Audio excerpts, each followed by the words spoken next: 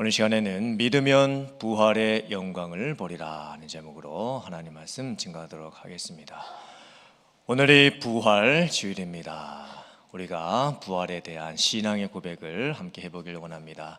제가 부활에 대한 복음을 선포하면 성도님께서 아멘 이렇게 화답해 주시면 감사하겠습니다. 예수님께서 죽으신 지 3일 만에 다시 살아나셨습니다. 예수님께서 죄와 사망 권세를 이기시고 다시 부활하셨습니다. 예수님께서 잠자는 자들의 부활의 첫 열매가 되셨고, 예수님을 믿는 우리들도 예수님 다시 오시는 그날에 부활하게 될 줄 믿습니다. 이 부활의 신앙의 고백이 여러분들에게 충만하시기를 주님의 이름으로 축원합니다. 아멘. 제가 지금까지 주일 설교를 통해서 마르다, 마리아, 나사로 시리즈 설교를 제가 말씀을 드렸습니다. 하나님께서 사랑하는 나사로가 병이 들게 하시는 고난의 신비, 우리는 빨리라고 하는 응답을 원하지만 하나님께서 응답을 지체하시는 그 신비함에 대해서 말씀드렸고, 또 우리는 과거에 대한 후회에 붙잡혀서 살아가고 있는데 예수님께서는 부활의 현재를 살아가라고 하는 은혜에 대해서 살펴보았고, 또 나사로가 죽었을 때 죽음, 썩음, 냄새남이라는 인간의 현실을 맞이했었고, 예수님께서 그 앞에서 울어주시는 모습에 대해서 말씀을 드렸습니다. 오늘은 이제 시리즈 설교 마지막 시간으로서 나사로를 죽음 가운데서 다시 살리신 예수님과 또 예수님의 부활이 우리에게 주시는 소망에 대해서 함께 은혜를 나누도록 하겠습니다. 나사로는 죽었습니다. 그리고 4일이 지났습니다. 장례식이 치르고 있는 상황입니다. 예수님께서 마르다, 마리아와 함께 또 동네 사람들과 함께 나사로 무덤 앞에 가셨습니다. 예수님이 말씀하십니다. 돌을 옮겨 놓으라. 마르다가 대답하지요. 주님, 나사로가 죽은 지 벌써 4일이 되었습니다. 썩었고 냄새가 나기 시작합니다. 돌을 옮겨 놓아 봤자 무슨 소용이 있겠습니까? 다 끝났습니다. 아무 소용이 없습니다. 더 이상 할 수 있는 것이 없습니다. 이제 장례를 치르면서 우리들이 흘렸던 눈물도 다 말라버렸습니다. 빨리 장례식이라도 끝나기를 바랄 뿐입니다. 그때 예수님께서 다시 말씀하십니다. 내가 너에게 이르기를 네가 믿으면 하나님의 영광을 보리라 하지 아니하였느냐. 내가 지금 너에게 부활이고 내가 지금 너에게 생명이라는 것을 네가 믿으면 하나님의 영광과 능력을 네가 보게 될 것이다. 너에게 그 믿음이 있기를 원하노라. 예수님께서는 지금까지 마르다, 마리아에게 나사로가 병들 때부터 시작해서 죽고 나서까지 계속해서 예수님이 누구신지를 알려주고 계십니다. 예수님께서 그리스도가 되시고 메시아가 되시고 하나님의 아들이 되시고 구원자가 되신다는 것을 계속 알려주고 계십니다. 물론 어느 정도 마르다와 마리아가 예수님을 알고 있기는 했습니다. 또 믿기도 했습니다. 예수님께서 전하셨던 복음도 들었고 예수님께서 병자를 고치시는 것도 알았습니다. 예수님께서 자기들을 사랑하신다는 것도 알았습니다. 예수님께서 자기들을 위로해 주신다는 것도 알았습니다. 그런데 마르다와 마리아가 아직까지는 정말 예수님이 누구신지를 알지 못하고 있습니다. 예수님께서 부활이고 생명이 되시고 죽은 자를 다시 살리시며 또 예수님 본인께서도 장차 십자가에서 죽으시고 부활하실 것이라는 예수님이 진정 메시아, 하나님의 아들, 구원자가 되신다는 것을 아직까지는 정확히 다 알고 있지 못하고 있는 상황입니다. 예수님께서 나사로 무덤 앞에서 하나님께 먼저 기도를 드리십니다. 하나님 아버지, 내 말을 들으신 것을 항상 감사하나이다. 항상 아버지께서 내 기도를 들어주셨던 것을 감사드립니다. 그리고 이제 내가 어떤 말을 하려고 하는데 그 말도 하나님께서 들으실 줄 믿습니다. 이제 하려고 하는 이 말은 이 앞에 있는 사람들을 위함이니 하나님께서 나를 보내신 것을 그들로 하여금 믿게 하기 위함입니다. 먼저 예수님께서 하나님께 기도를 드리십니다. 그리고 예수님께서 큰 소리로 외치십니다. 나사로야 나오라. 예수님의 이 큰 소리는 권위의 외침이었습니다. 예수님이 가지고 계신 부활과 생명 되신 신적 권위를 가지시고 예수님께서 외치신 거예요. 그때 놀라운 일이 벌어졌습니다. 나사로가 무덤 속에서 자기 몸을 시신의 장례일 때에 사용했던 붕대를 그대로 다 감은 채 걸어 나왔습니다. 그때 예수님께서 다시 말씀하시죠. 풀어서 다니게 하라. 이 장면은 정말 놀라운 그 자체입니다. 병들고 죽었던 나사로가, 죽은 지 4일이나 되었던 나사로가, 몸이 썩고 냄새가 났던 나사로가, 무덤 속에 있었던 나사로가 다시 살아났습니다. 성경은 실제로 있었던 역사적인 사건을 기록해 놓았습니다. 나사로가 죽었다가 다시 살아난 것을 본 목격자도 많이 있었습니다. 성경을 읽어보면 나사로가 병들고 죽고 다시 살아나기까지의 그 모든 과정을 거짓으로 보기에는, 그리고 누가 지어냈다고 하기에는 너무 자세한 묘사와 함께 기록을 해놓았습니다. 사복음서가 기록된 시기가 예수님이 죽으시고 난 후에 약 40년 후에 기록이 되었습니다. AD 70년경에 기록이 됐죠.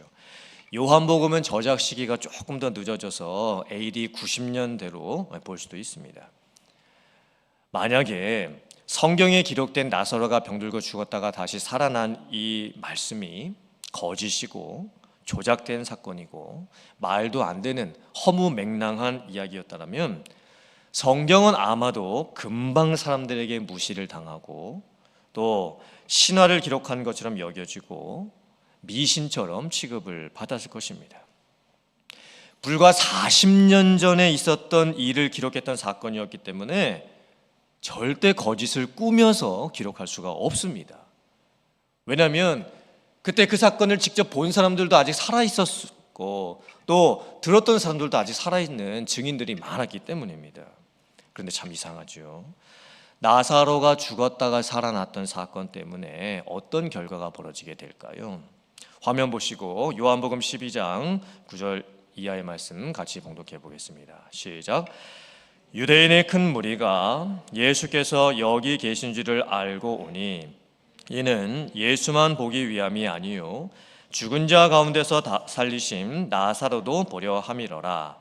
대제사장들이 나사로까지 죽이려고 모의하니 나사로 때문에 많은 유대인들이 가서 예수를 믿음이러라. 아멘. 유대인들 중에 많은 사람들은 나사로를 다시 살리신 예수님을 찾아와서 보기를 원했습니다. 그리고 예수님을 많은 사람들이 믿었습니다. 그런데 어떤 유대인들은, 특별히 종교 지도자들은 죽었던 나사로가 다시 살아난 그 기적을 자기들이 직접 보았음에도 불구하고 여전히 예수님을 믿지를 않습니다. 심지어 종교 지도자들은 예수님을 죽이기까지 모의했고 심지어 죽었다가 다시 살아난 나사로까지 죽이기로 모의를 합니다. 여기서 우리는 참 특별한 구원의 진리를 발견을 하게 됩니다. 기적 자체로는 믿음을 일으키지 못합니다. 어떤 유대인들은 나사로가 다시 죽었다가 살아났던 그 기적을 보았습니다. 자기들의 눈으로 직접 경험을 했습니다. 그런데 여전히 믿지를 못하고 있습니다. 나중에 예수님께서 죽으시고 나서 다시 3일 만에 다시 부활하시죠. 사람들 앞에 나타나십니다. 그것을 보고서도 믿지를 못했습니다. 믿음은 어떻게 생기는 것일까요? 믿음은 들음에서 생겨납니다. 그 들음은 하나님의 말씀으로 말미암아 이루어지는 것입니다. 나사로가 다시 살아났다, 예수님께서 다시 부활하셨다는 것을 물론 보고도 믿을 수 있습니다. 하지만 보지 않고도 예수님께서 다시 살아나셨다라고 하는 말씀의 선포를 통해서 믿음이 생기는 것입니다. 그래서 말씀의 역사가 중요한 것입니다. 그 말씀이 우리의 심령 가운데 역사할 때에, 그 말씀이 우리의 귀에 들릴 때에 우리의 마음 가운데에 믿음이 생기게 되는 거예요. 나사로가 죽었다가 살아났던 이 사건은요, 그 자체로 중요한 것이 아니었습니다. 나사로가 죽었다가 살아난 사건은 장차 있게 될 어떤 사건을 미리 예표해서 보여주었던 사건이었습니다. 나사로가 죽고 다시 살아난 후에, 이제 며칠 후에 예수님이 죽으시지요. 그리고 예수님께서 다시 살아나십니다. 나사로가 다시 살아난 것은 회생이지요, 부활이 아닙니다. 나사로가 죽었다가 다시 살아났지만 다시 죽었습니다. 잠시 회생했다가 죽었을 뿐입니다. 부활이 아닙니다. 부활은 예수님만이 하셨습니다. 예수님만이 죽으시고 다시 부활하셨습니다. 예수님의 부활은 그래서 우리에게 너무나 중요한 복음의 소식입니다. 그 부활의 소식을 듣고 믿는 자에게는 부활의 영광과 소망이 이루어지게 되는 것입니다. 예수님의 부활은 나 개인뿐만이 아니라 온 세상에 전해지는 놀라운 구원의 소식이 되었습니다. 인류 역사 속에서 하나님의 구원이 이루어지게 되는 놀라운 사건이 되었습니다. 예수님의 십자가와 부활을 믿음 위에 교회가 세워지게 되었고 하나님의 나라가 이루어지게 된 것입니다. 화면 보시고 베드로전서 1장 8절 이하 말씀 같이 봉독해 보겠습니다. 시작. 예수를 너희가 보지 못하였으나 사랑하는도다. 이제도 보지 못하나 믿고 말할 수 없는 영광스러운 즐거움으로 기뻐하니 믿음의 결국 곧 영혼의 구원을 받음이라. 아멘. 초대교회 성도들이 예수님의 십자가와 부활을 어떻게 고백했을까요? 초대교회 성도들은 예수님의 부활을 직접 본 것이 아니었습니다. 예수님의 부활을 직접 경험했던 것이 아니었습니다. 예수님이 죽고 나서 부활하시고 난 이후에 초대교회들이 세워지게 될 때에 초대교회 성도들이 보고 믿었습니까? 아닙니다. 초대교회 성도들은 듣고 믿었습니다. 듣고 믿었을 때의 구원이 그들에게 임했습니다. 그리고 한 번도 직접 보지 못했던 예수님을 사랑하기까지 하게 됩니다. 예수님을 사랑했다는 의미가 무엇일까요? 매일매일의 삶 속에서 부활하신 예수님과 함께 동행하면서 산다는 것입니다. 예수님께서 나사로 사건을 통해서 말씀하셨죠. 보면 부활의 영광을 보리라 말씀하지 않으셨습니다. 믿으면 부활의 영광을 보리라 말씀하셨습니다. 그런데 기독교 역사가 흘러가면서 어떤 문제들이 발생할까요? 자꾸 사람들이 보려고 합니다. 자기가 눈으로 보고 확인을 하려고 합니다. 제가 예를 하나 말씀을 드리겠습니다. 화면을 한번 봐주시길 바랍니다. 지금 예루살렘에 가면 저기 오른쪽 위쪽에 보면 황금돔이 있지요. 그곳이 예루살렘 성이 있는 곳입니다. 그리고 예루살렘 성 건너편에 감람산이 있지요. 감람산은 예수님께서 십자가에 죽으시기 전날 밤에 밤새도록 기도했던 겟세마네 동산이 있는 곳입니다. 그런데 지금 예루살렘에 가보면 감람산이 묘지가 되어 있습니다. 감람산에 약 7만여 개의 묘지가 있습니다. 다음 사진 보여주시기 바랍니다. 감람산에 있는 묘지들을 보면 좋아 보이지도 않습니다. 땅속에 시신을 묻는 것도 아니었고 네모나게 벽돌을 쌓고 그 안에다가 시신을 넣어 놓습니다. 심지어 무덤에 구멍까지 뚫려 있습니다. 그럼 무덤 위에 보시면 작은 돌멩이들이 놓여 있는 게 보이시죠? 유대인들은 묘지를 찾아가서 묘지에다가 꽃을 놓지를 않습니다. 왜냐하면 야생 동물들이 올까봐 그렇습니다. 그 대신 돌멩이들을 그 위에다가 놓습니다. 다음 사진 봐주시길 바랍니다. 그 묘지 만드는 모습인데 감람산 묘지는 참 척박합니다. 다 돌멩이들입니다. 그리고 먼지들도 많이 있습니다. 별로 좋아 보이지 않는 묘지터지요. 그런데 감람산 묘지터가 엄청나게 비싸다고 합니다. 유대인들은 예루살렘 성에 가까운 곳에 묻히는 것이 소원입니다. 그래서 감람산에 엄청난 묘지들이 만들어졌고 부자들만 저곳에 묻힐 수가 있습니다. 이제 저 보시고요. 경제적으로 여유가 있는 유대인들 같은 경우는 이제 유대인들이 전 세계에 흩어져서 살지 않습니까? 특별히 이제 미국에 살고 있는 유대인들이 장례식을 미국에서 합니다. 그리고는 그 시신을 비행기에 태워가지고 이스라엘로 가져갑니다. 그리고 제가 아까 보여드렸던 감람산 그 묘지에다가 자기의 시신을 묻기를 원합니다. 왜 유대인들은 저렇게 예루살렘 근처에 묻히기를 원했을까요? 왜 저렇게 비싼 돈을 주고도 별로 좋아 보이지도 않는 감람산 묘지에 묻히기를 원하고 있을까요? 그 이유는 이제 성경 인물들을 볼 때에 이제 야곱 같은 경우도 이집트에서 묻히는 것이 아니고 자기의 약속의 땅 헤브론에다가 자기 시신을 묻어달라고 하지요. 많은 성경의 인물들이 이스라엘 땅 예루살렘 근처에 이제 묻히기를 원했습니다. 그것이 신앙의 표현이었고 또 자기의 조상들 열조에게로 돌아간다라고 하는 어떤 특별한 영광이었기 때문입니다. 그렇다면 예수님의 무덤은 어디 있을까요? 이 질문이 이상한 질문입니다. 예수님의 무덤은 없습니다. 왜일까요? 예수님은 죽으신 지 3일 만에 부활하셨기 때문입니다. 예수님이 죽으시고 3일 동안 묻혀 계셨던 무덤은 있을 수가 있겠죠. 하지만 예수님이 이미 부활하셨는데 그 무덤이 무슨 소용이 있겠습니까? 무슨 의미가 있겠습니까? 하나님께서는 모세가 죽었을 때에도 장례를 치르고 나서 모세의 무덤을 사람들이 찾지 못하게 하셨습니다. 왜냐하면 사람들이 모세의 무덤을 우상처럼 여기고 숭배할 것을 염려하셨기 때문입니다. 그런데 예수님이 3일 동안 계셨던 그 무덤도 솔직히는 아무 의미가 없는데 사람들이 어떻게 했는지 아십니까? 화면 한번 봐주시길 바랍니다. 지금 이스라엘에 가시면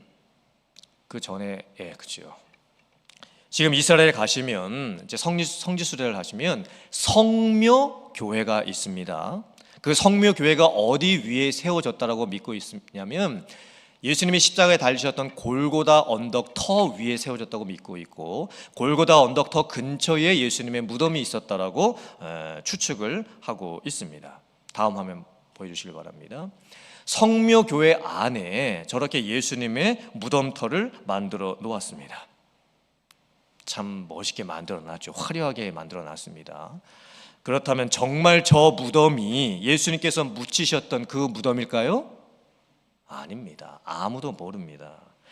성묘교회는 누가 건축을 했냐면 기독교가 로마의 국교로 공인되고 나서 AD 340년 이후지요. 콘스탄틴 황제의 어머니였던 헬레나 왕비가 유대인의 전승을 토대로 발굴을 하기 시작을 했고 어떤 곳에서 성묘교회에 이제 터지요. 거기에서 십자가도 발견했고 무덤도 발견했다라고 하면서 이제 성묘교회를 짓고 그 밑에다가 이제 예수님의 무덤도 저렇게 만들어 놓은 것입니다. 하지만 헬레나가 예수님의 무덤을 발견한 시점은요, 예수님이 죽으시고 나서 300년이 지난 시점입니다. 정확하게 예수님의 무덤을 찾아낼 수 없는 것이죠. 성묘교회는 지금 로만 캐톨릭 교회, 그리스 정교회, 아르메니아 정교회, 시리아 정교회, 곱트교, 에티오피아 정교회가 함께 교회 사용을 관리합니다. 그 이유가 무엇일까요? 예수님의 무덤이 정치적으로 이용이 되고 있는 것이죠. 예수님의 무덤이 지금 교회가 돈벌이로 이용을 하고 있는 상황입니다. 다음 화면 보여주시기 바랍니다. 또 다른 곳에 가면 예수님의 무덤이 있었다라고 하는 동산 무덤도 있습니다. 이스라엘 성지 순례를 가시면 많은 개신교 성도들이 저 화면에 보이는 저곳에 가셔서 이제 성지 순례를 하게 되지요. 왼쪽 아래에 보시면 팻말도 써 있습니다. Jesus Christ, Son of God, Resurrection 이렇게 써 있습니다. 그렇다면 저 동굴 무덤이 예수님이 실제 묻히셨던 무덤일까요? 역시나 아닙니다. 예수님이 묻히셨던 무덤은 정확하게 알 수가 없습니다. 근데 저 보시고요. 예수님은 부활하셨는데 왜 사람들은 예수님의 부활에 대한 믿음이 아니라 예수님의 무덤에 더 관심이 많은 것일까요? 얼마나 어리석은 모습입니까? 예수님의 부활이 우리의 마음속에 믿음으로 인하여서 살아있고 그 부활로 인하여 신앙 안에서 살아가는 것이 더 중요할 텐데 사람들은 여전히 예수님이 계셨던 그 무덤을 찾고 여기가 그 무덤이다 라고 하면서 자기가 거기에 찾아가서 자기가 자기의 눈으로 그 무덤을 보기를 원하고 있습니다. 예수님의 무덤이 어디에 있었는지는 전혀 중요하지가 않습니다. 지금 예수님은 어디에 계실까요? 부활하신 예수님은 하늘 보좌 우편에 앉아 계십니다. 그리고 온 세상과 만물과 여러분의 인생을 통치하고 계십니다. 예수님은 부활의 주가 되셔서 나의 마음의 중심에도 계십니다. 나의 삶에도 함께하고 계십니다. 이것이 부활에 대한 신앙의 고백이 되어야 될 줄 믿습니다. 화면 보시고 에베소서 1장 20절 이하의 말씀 같이 봉독해 보겠습니다. 시작.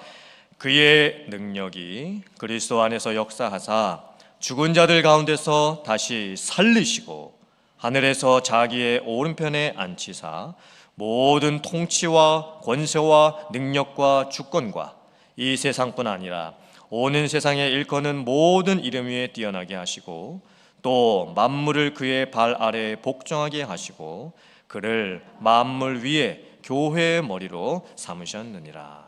아멘. 하나님께서 십자가에서 죽으셨던 예수님을 그 무덤 가운데서 다시 살리셨습니다.